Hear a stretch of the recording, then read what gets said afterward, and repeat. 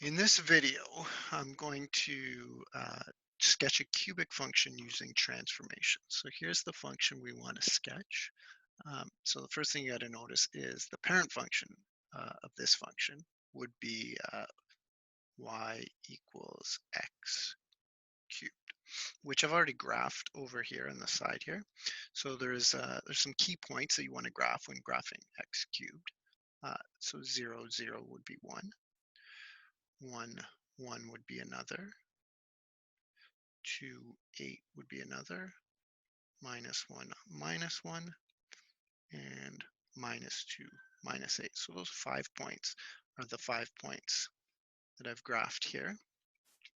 Um, and now we're going to have to apply the transformations to these points to get this new function.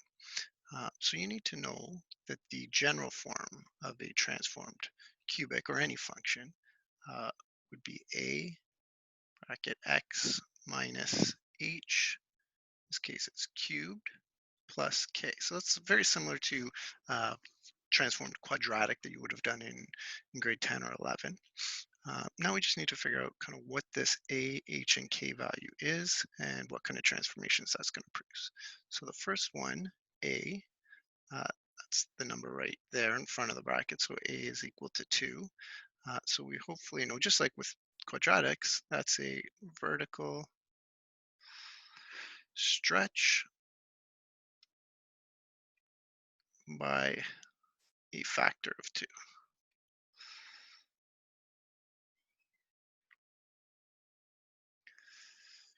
So that's the first one. The second one would be your h value. So h is right there. So that would be 3. So h corresponds to a horizontal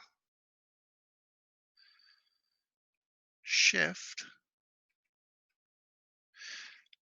by by we'll just say by 3 units. In this case, right.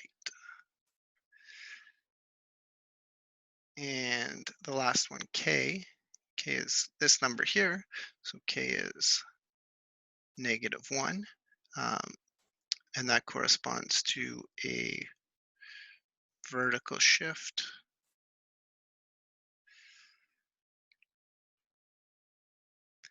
one unit down. Okay, so we've got those three transformations uh, that we need to apply to these 5 points. So the first one, 0, 0, actually, let's not use that color. 0, 0, we're going to have to apply these three transformations. So 0, 0, the first one you have is a vertical stretch by a factor of 2, which means the y value is going to be multiplied by 2. Well, the y value is 0, so that's going to stay right at 0. Then we need to shift 3 units to the right. So 1, 2, 3. So there. And then 1 unit down. So that would be there.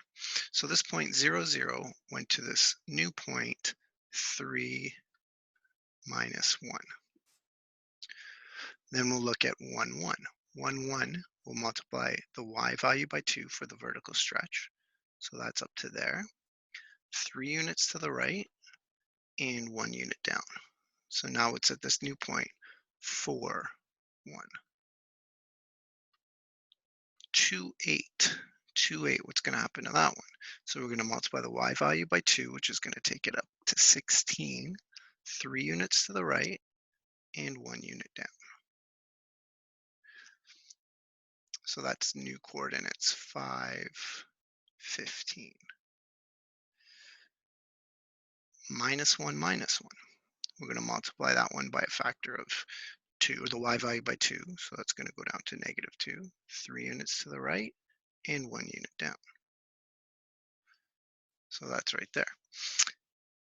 New coordinates would be 2, minus 3. Now this last point is going to be a little bit problematic because the y value is -8, and if you vertically stretch that by a factor of 2, that's going to take it to -16, which is not on my scale. Um, So we're not actually going to be able to plot that point. We can still figure out where the point goes. The y value we multiply by 2, which would take me to negative 16. Uh, move the point over 3 units. So the x value is going to be 1. And then it's going to go down 1 more. So it'll be at minus 17. Now that point obviously doesn't fit on my scale. And that's often going to happen with cubics or quartics for that matter too. Um, this point here, 2, 8, because the y value is already pretty big at 8, if you have to vertically stretch that by anything, um, it's often going to take you off your scale. So the key points for a cubic are often just 0, 0, 1, 1, and minus 1, minus 1. And if you can get the other two on your scale, great. If not, just graph the 3 that you can get on the scale. But once you have those points, and in this case, I was able to fit 4 points on my scale, you're just going to connect the dots like you would connect it for, and you have to still have that cubic shape.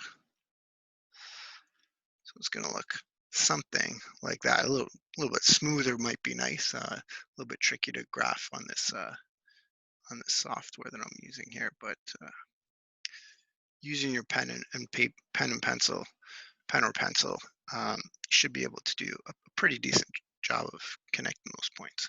So that's how you graph a cubic function.